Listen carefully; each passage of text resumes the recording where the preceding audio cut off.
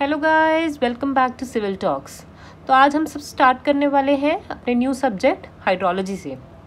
तो firstly let's see कि hydrology होती क्या है। Hydrology basically hydrology is a science that deals with, ये एक साइंस है जो कि डील करती है with the occurrence. Number 1 is occurrence. Number 2 is circulation.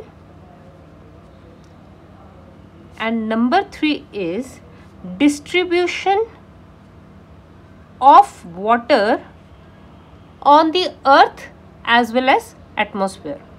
यानी कि हमारी अर्थ पे जितना पानी है एज वेल एज उसके एटमॉस्फेयर में जो भी पानी है उसकी अक्रेंस कैसे होती है, वो सर्कुलेट कैसे करता है, वो कहाँ कहाँ पाया जाता है, इस सब के बारे में जो साइंस है वो है हाइड्रोलॉजी। तो हम लोग स्टडी करेंगे कि जो अर्थ पे और हवा में या एटमॉस्फेयर में पानी है उसके बारे में स्टडी करेंगे अपने इस हाइड्रोलॉजी सब्जेक्ट में। तो सबसे पहले ये पानी स्टडी करने के लिए हम लोग को पता है कि हमने शुरू से ही किया है वाटर साइकिल, राइट। ये तो सबको पता है। तो वाटर साइकिल भी तो यही होता है। हम उसमें क्या स्टडी करते हैं, वाटर साइकिल में पता चलता है कि पानी कहाँ से कहाँ गया, फिर पहले इवेपोरेट होता है, फिर उसके बाद बारिश हो जाती है। तो ये सारी चीज़ें हम ऑलरेडी वाटर साइकिल में अपनी जूनियर क्लासेस में स्टडी करके हैं। तो बिल्कुल सेम चीज़ हम हाइड्रोलॉजी में करेंगे, थोड़ा हायर लेवल पे। तो स्टार्टिंग सबसे पहले इसकी वाटर साइकिल पे, जिसको हम हाइड्रोलॉजिकल साइकिल भी बोलते हैं। तो हम स्टार्टिंग करेंगे अपने वाटर साइकिल से और इसी से हम स्टडी करेंगे कि हमारा हाइड्रोलॉजी में क्या क्या सब स्टडी करने के लिए है। तो सबसे पहले तो वाटर साइकिल स्टडी करते हैं।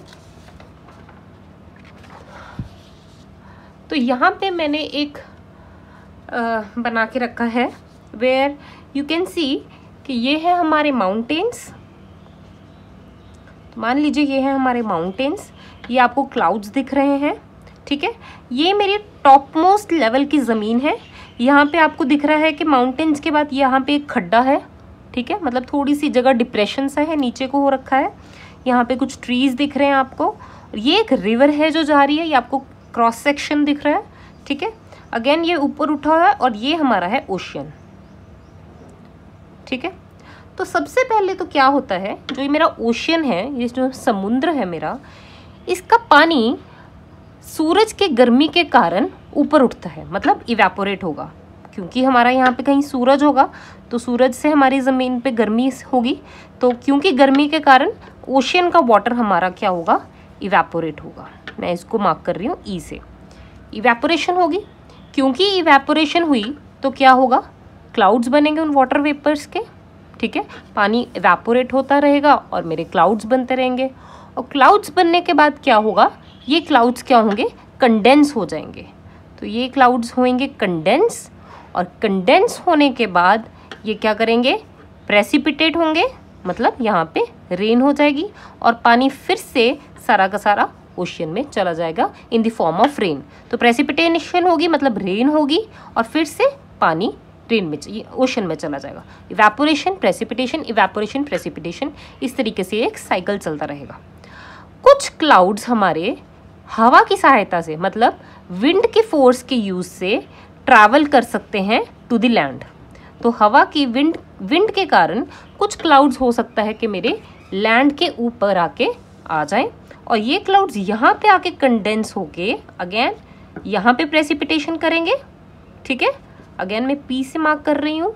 तो यहाँ पे मोस्टली आपकी रेन की टाइप में प्रेसिपिटेशन होती है और यहाँ पे डिफरेंट फॉर्म्स में हो सकता है, स्नो हो या फिर रेन हो या फिर हेल स्टॉर्म हो। तो यार ये सारे डिफरेंट और भी बहुत टाइप के तरीके हैं जिनसे यहाँ पे प्रेसिपिटेशन होती है, जिनको हम आगे स्टडी करेंगे। तो ये डिफरेंट टाइप के प्रेसिपिटेशन लैंड पे हो सकती है ना। जब यहाँ पे प्रेसिपिटेशन होगी तो हो सकता है कि जैसे जैसे प्रेसिपिटेशन हो रही है वैसे वैसे इवेपोरेशन साथ के साथ हो। क्यों, जैसे पानी नीचे गिरेगा तो वो इवेपोरेट भी होने की कोशिश करेगा। तो जैसे ही पानी नीचे गिरेगा कुछ पानी इसमें से इवेपोरेट हो जाएगा और फिर से क्लाउड्स बना देगा, ठीक है। तो ये पानी प्रेसिपिटेशन होते के साथ साथ कुछ इसमें से कुछ पार्ट पानी का इवेपोरेट हो जाएगा। बाकी पानी क्या होगा, कुछ पानी डायरेक्टली नीचे गिर जाएगा और कुछ पानी, मान लीजिए यहाँ पे भी आपका एक पेड़ है, ये पेड़ यहाँ पे भी है, तो कुछ पानी क्या होगा, इनके पत्तों के ऊपर आ जाएगा। ठीक है, मान लीजिए यहाँ पे घर है तो घर के ऊपर कहीं हो जाएगा। तो इस पानी को जो मेरे पत्ते हैं, वेजिटेशन है, या जो भी मेरे आर्टिफिशियल कुछ घर वगैरह बने हुए हैं उनके ऊपर जाके टिकेगा, उसको हम बोलते हैं इंटरसेप्शन। दैट मीन्स वो पानी इंटरसेप्ट हो गया, तो इसके ऊपर हो जाएगी आपकी इंटरसेप्शन। ठीक है, अब जो पानी इन पत्तों के ऊपर ठहरा है उसमें से भी कुछ पानी क्या होगा, इवेपोरेट हो जाएगा। ठीक है, जो पानी पत्तों के ऊपर बैठा है उसमें से भी कुछ पानी इवेपोरेट हो जाएगा और बाकी पानी क्या हो जाएगा, नीचे चला जाएगा। ऐसी घर के ऊपर, घर की छतों पे जो पानी आके गिरेगा उसमें से कुछ पानी इवेपोरेट हो जाएगा इंटरसेप्शन वाले में से, कुछ बाकी पानी सारा नीचे आ जाएगा। ठीक है, अब जो ये पानी नीचे है, एक तो डायरेक्ट यहाँ से भी नीचे आया और एक क्या हुआ, इसमें से भी जो इंटरसेप्शन हुआ था उसमें से भी नीचे आया। वो पानी क्या करेगा, यहाँ पे रन ऑफ करेगा। जब रन ऑफ करेगा तो कुछ पानी जो कि है वो इन खड्डों में भर जाएगा। ठीक है, क्योंकि ये एक खड्डा बना हुआ है, ऐसे करके एक खड्डा बना हुआ है, तो पानी इसके अंदर भी भरना स्टार्ट हो जाएगा। तो जो पानी यहाँ से रन ऑफ होएगा वो पानी इसमें खड्डे में भर जाएगा जब तक ये खड्डा पूरा नहीं भर जाता। ठीक है, तो इस पानी को हम बोलेंगे ये भी एक डिप्रेशन स्टोरेज है, तो इसको मैं बोलूँगी ये डिप्रेशन स्टोरेज में कन्वर्ट हो जाएगा। अब बाकी का पानी क्या करेगा, जो पानी बचा वो पानी आपका जाएगा ज़मीन के अंदर और इसको हम बोलते हैं इनफिल्ट्रेशन। ये आपकी ज़मीन है तो कितना कुछ पानी क्या होगा, ज़मीन के अंदर जाएगा और इसको मैं बोलती हूँ इनफिल्ट्रेशन।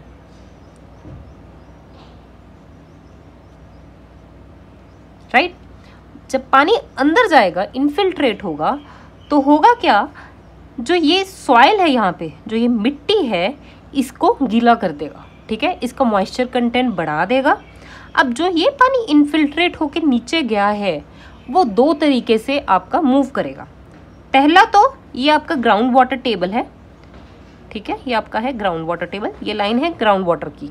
ठीक है, तो कुछ पानी क्या होगा, इसको ज्वाइन कर लेगा, मतलब ये पानी आके इसको मिल जाएगा यहाँ पे, एंड कुछ पानी क्या होगा, इसमें से इस तरीके से फ्लो करेगा ज़मीन के साथ साथ और फाइनली ये मीट कर जाएगा इसको स्ट्रीम को। ठीक है, इसको हम बोलेंगे प्रॉम्प्ट इंटरफ्लो। ये पानी है प्रॉम्प्ट इंटरफ्लो। प्रॉम्प्ट क्यों, क्योंकि ये पानी काफ़ी फास्ट मूव करता है और ये फाइनली स्ट्रीम को मिल जाता है। This is your stream.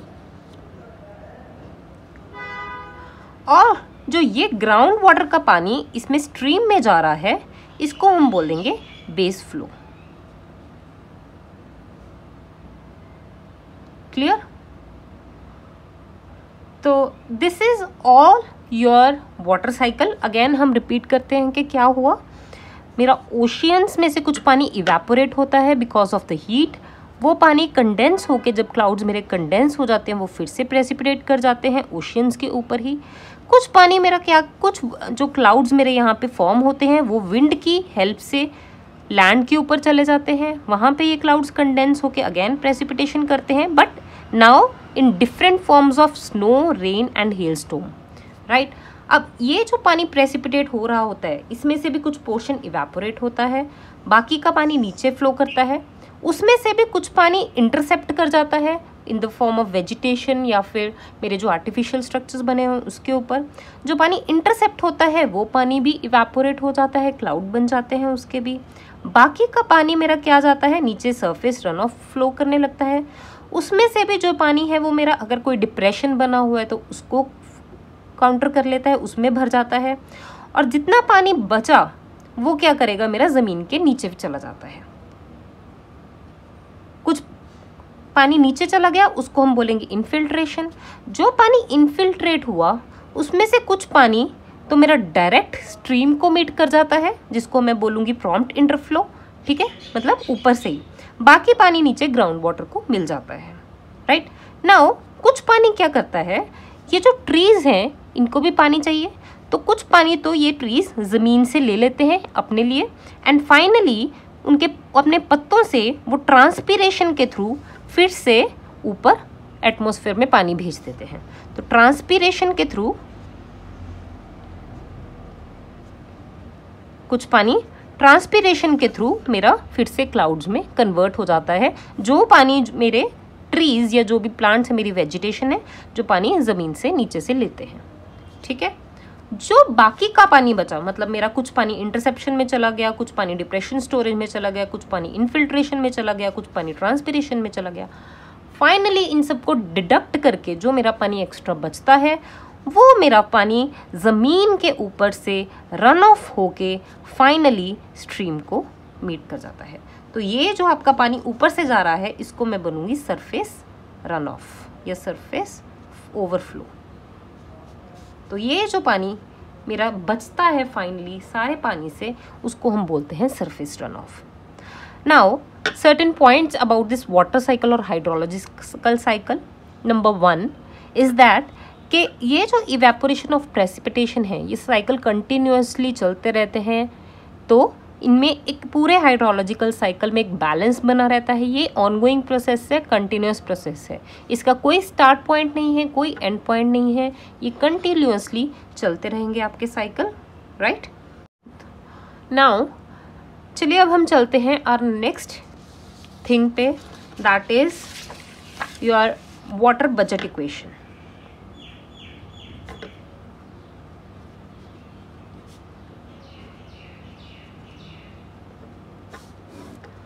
Now before understanding water budget equation, I want you to understand your catchment area. अब catchment area क्या होता है? मान लीजिए यही हमारा एरिया था और ये मेरी स्ट्रीम है।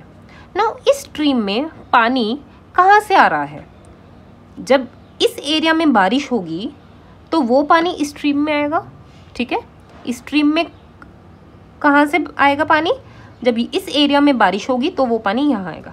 क्या अगर यहाँ पे इस एरिया में बारिश होगी तो वो पानी यहाँ पे आ पाएगा? नहीं, क्योंकि वो ऊपर थोड़ा ना मूव करेगा, पानी तो नीचे की तरफ जाएगा। तो इस एरिया में अगर कोई बारिश होगी तो वो इधर को जाएगा, इस स्ट्रीम में नहीं आएगा।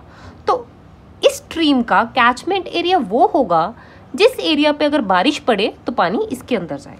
तो हमने देखा कि इस एरिया पे जितना भी पानी बारिश पड़ेगी वो सारा इसमें जाएगा। तो इस स्ट्रीम का कैचमेंट हुआ एरिया हुआ ये सारा this whole area is the catchment area of this stream, ठीक है। इसी तरीके से समझते हैं एक और चीज़। मान लीजिए ये आपका माउंटेन है, कुछ इस तरीके से एरिया है और यहाँ पे आपकी एक स्ट्रीम चल रही है, ठीक है। अब इस स्ट्रीम में पानी कहाँ से आएगा? अगर यहाँ पे बारिश होगी कहीं पे तो सारा पानी यहाँ पे आएगा। सिमिलरली यहाँ पे कहीं बारिश हुई तो वो सारा पानी यहाँ पे आएगा, ठीक है। इसका मतलब ये सारा area is the catchment area of this stream. अगर इसको मैं प्लान में दिखाऊं तो ये कुछ इस तरीके से दिखेगा।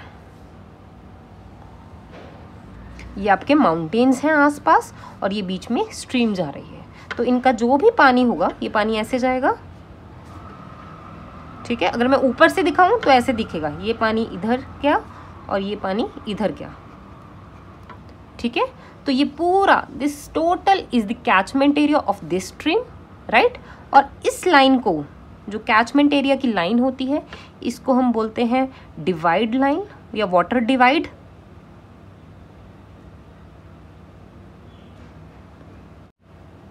Sorry, we call it watershed line और डिवाइड लाइन। तो इस लाइन को हम बोलते हैं वाटरशेड लाइन और डिवाइड लाइन, और इस एरिया को हम बोलेंगे वाटरशेड या catchment area. Now let's see water budget equation क्या होती है।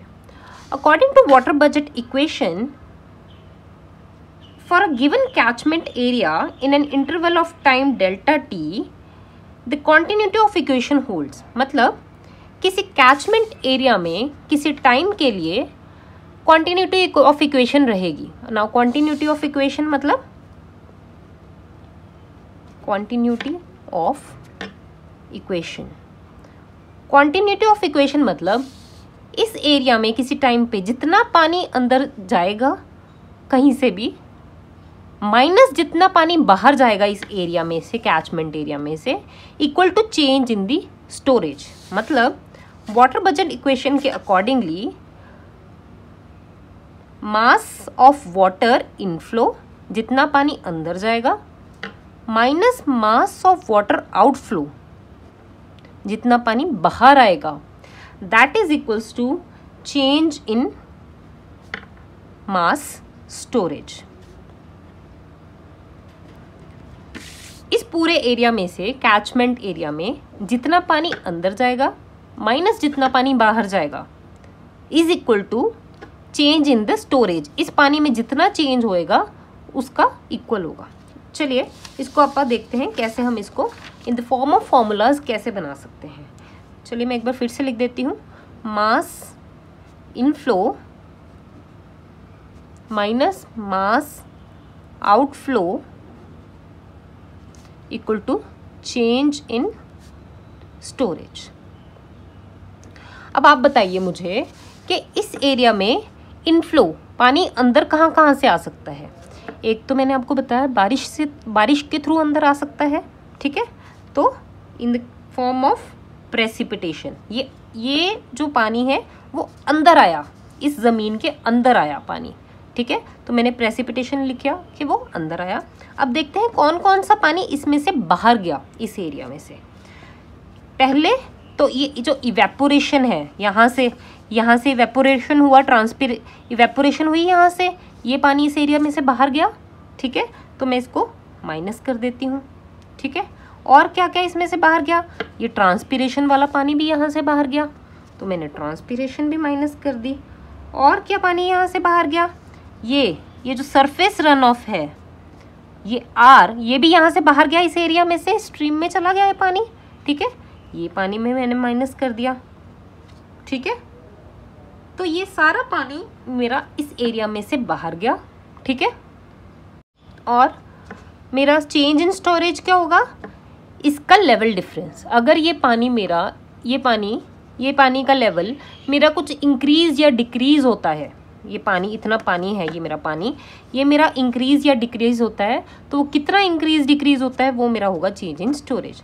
तो उसको मैं मार्क कर देती हूँ डेल्टा एस। क्लियर। चलिए अब इसको एक क्वेश्चन के थ्रू सॉल्व करते हैं एंड समझने की कोशिश करते हैं इसका क्या मतलब है। Now this is a question, let me read it for you. इसमें लिखा है, a lake had a water surface elevation of 105.2 metre above the datum at the beginning of certain month. मतलब कि मेरा जो एक लेक है, ठीक है, उसकी एलिवेशन है 105.2 मीटर एक महीने के स्टार्टिंग में। जो मेरी लेक है उसका मेरा लेवल है 105.2 मीटर, ठीक है। Now in that month the lake received an average inflow of 6 meter cube per second from surface runoff sources। मतलब उस मंथ में, एक महीने में, इस लेक के अंदर 6 मीटर क्यूब पर सेकंड का पानी आया। मतलब इसके अंदर 6 मीटर क्यूब पर सेकंड का डिस्चार्ज है, उतना पानी आया फॉर 1 मंथ। एक महीने के लिए इतना पानी इसके अंदर गया, ठीक है। In the same period outflow of lake had a value of 6.5 metre cube per second. और इसमें से पानी कितना बाहर गया, 6.5 मीटर क्यूब पर सेकेंड का इतना पानी बाहर गया इसमें से एक महीने में, ठीक है। Further in that month lake receives the rainfall of 145 mm। इसका मतलब लेक के अंदर बारिश हुई कितनी, 145 mm की, ठीक है। And evaporation from the lake surface was 6.1 centimetre. अब इसमें से बाहर इवेपोरेशन कितनी हुई, 6.1 सेंटीमीटर की, ठीक है। Now mention water budget equation for this lakes. पहले समझ लेते हैं फिर से कि क्वेश्चन का मतलब क्या था। एक मेरी लेक है, मान लीजिए ये आपकी लेक है, ठीक है, और उसका लेवल है 105.2 मीटर, ठीक है। अब इसमें पानी अंदर आया 6 मीटर क्यूब पर सेकेंड का, ठीक है, एक महीने के लिए, और बारिश हुई 145 mm की, ठीक है, उसी महीने में। सिमिलरली उसमें से पानी बाहर गया 6.5 मीटर क्यूब पर सेकेंड का एक महीने में, और इवेपोरेशन हुई 6.1 सेंटीमीटर की, ठीक है। तो हमें उन्होंने पूछा है water budget equation for this lake, ठीक है। नाउ आपको पता है वाटर बजट इक्वेशन क्या होती है? इनफ्लो, फर्स्ट का आंसर दे रही हूँ, वाटर बजट इक्वेशन होती है inflow minus outflow equal to change in storage. ठीक है, अब इनफ्लो देखते हैं कितना हुआ। तो अब इनफ्लो में क्या क्या आता है? एक तो ये इनफ्लो हुआ, इसको मैं मान लेती हूँ दिस इज आई, ठीक है, ये इनफ्लो हुआ। इसको मल्टीप्लाई करेंगे हम डेल्टा टी से, क्योंकि ताकि टोटल इनफ्लो पता चल जाए। ये तो डिस्चार्ज है मीटर क्यूब पर सेकेंड में, तो इसको टोटल अगर पानी के वॉल्यूम में कन्वर्ट करना है, इसको वॉल्यूम में कन्वर्ट करना है, तो टाइम से मल्टीप्लाई करूंगी, तभी इसकी यूनिट्स मीटर क्यूब बचेंगी। ठीक है, 6 मीटर क्यूब पर सेकेंड को डिस्चार्ज को टाइम से मल्टीप्लाई करेंगे तभी वॉल्यूम कन्वर्ट होएगा। तो इसको मैंने मल्टीप्लाई किया डेल्टा टी से। ठीक है, और पानी जो आउटफ्लो और इनफ्लो क्या हुआ हमारा? ये रेन हुई। ठीक है, तो इसको मैं मार्क करूंगी प्रेसिपिटेशन पी से। तो और इनफ्लो में क्या आएगा? पी, पर ये किस में है? मिलीमीटर। अब इसको वॉल्यूम में कन्वर्ट करूंगी तो एरिया से मल्टीप्लाई होगा, तो इनटू एरिया। ठीक है, माइनस होगा। अब आउटफ्लो में क्या क्या है? आउटफ्लो में आपका है, एक तो ये पानी बाहर गया, इसको मैं ओ से मल्टीप्लाई कर लेती हूँ। अगेन इसको वॉल्यूम में कन्वर्ट करना है तो डेल्टा टी से मल्टीप्लाई करूँगी। एंड और आउटफ्लो में क्या आएगा? ये इवेपोरेशन आएगी, इवेपोरेशन को ई से मल्टीप्लाई कर देती हूँ। अगेन इसको एरिया से मल्टीप्लाई करना होगा, और ये मेरा होगा चेंज इन स्टोरेज की। और यही आपकी है वाटर बजट इक्वेशन। इसको थोड़ा सा हम इम्प्रूव करके लिख सकते हैं। तो I minus O into delta T plus P minus E into A is equals to delta S. So this is your water budget equation. ठीक है, अभी हम चलते हैं नेक्स्ट पार्ट में। Calculate water surface elevation of the lake at the end of the month. मतलब हमें बताना है कि ये सब होने के बाद, ये तो महीने के पहले इसकी एलिवेशन थी, ये सब होने के बाद एक महीने के लिए इसका लेवल क्या बना। चलिए देखते हैं how to solve it. Now again elevation निकालने के लिए हम वाटर बजट इक्वेशन यूज करेंगे, क्योंकि हमें पता है कि mass of the water is conserved for any particular time T. चलिए देखते हैं कैसे। Now I is inflow, inflow आपका है 6 मीटर क्यूब पर सेकेंड। तो मैंने क्या किया, आई की जगह ये बी का आपका आंसर है 6। आउटफ्लो कितना है? 6.5 मीटर क्यूब पर सेकेंड। ठीक है, और डेल्टा टी, ना ये कितना पानी कितनी देर के लिए आया? ये 1 महीने के लिए आया, तो सेकेंड्स में कन्वर्ट कर लेते हैं। टोटल आपके डेज हुए मंथ में 30 days into 24 hours into 60 into 60। तो ये आपका टाइम जो है 60 सेकेंड्स में कन्वर्ट हो गया महीने का। प्लस आपकी प्रेसिपिटेशन है, now this is in millimetre. हमें क्योंकि हम सब मीटर्स में काम कर रहे हैं तो इसको मैं मीटर में कन्वर्ट करूँगी। ये आ गया आपका 0.145 मीटर, माइनस ई है आपकी इवेपोरेशन, अगेन इसको मैं कन्वर्ट करूँगी तो ये आया 0.61 metre, multiply by area. I guess इसमें एरिया मैं देना भूल गई आपको। Let's suppose area is 5000 hectare, वो आपको क्वेश्चन में बताएंगे। ठीक है, अगेन इस एरिया को we'll convert it into the metres, so it will come to be area है आपका मान लीजिए 5000 इंटू 10 टू द पावर 4। ठीक है, अब ये होगा equals to delta S. Now delta S क्या हो गया? Change in storage. और चेंज इन स्टोरेज आपको कैसे निकलेगा? Area into the difference in elevation. Now let's suppose elevation आपकी बाद में हो गई है EL, final elevation. Initial elevation है आपकी 105.2 metre into area. Now area आपको पता है कितना है? 5000 इंटू 10 टू द पावर 4। ठीक है, तो ये हो गया वॉल्यूम ऑफ द चेंज। ठीक है, मान लीजिए पहले यहाँ पे था और बाद में ये जो एलिवेशन है ये आपकी यहाँ पे आ गई। ठीक है, ये सब चेंज होने के बाद, तो इसको मैं एलिवेशन को बोलूँगी EL। तो आपका जो वॉल्यूम चेंज है वो ये है this minus this into area of this lake. तो दिस इज इक्वल्स दिस। इसको कैलकुलेट करोगे तो आपका EL it comes out to be equal to 105.25। Clear? So this is how we use the water budget equation. So this was all about today guys. In case आपको कोई भी issue हो with this introduction chapter of hydrology, please mention in the comment section below. In the next video we'll come with the next topic of the hydrology. Thank you.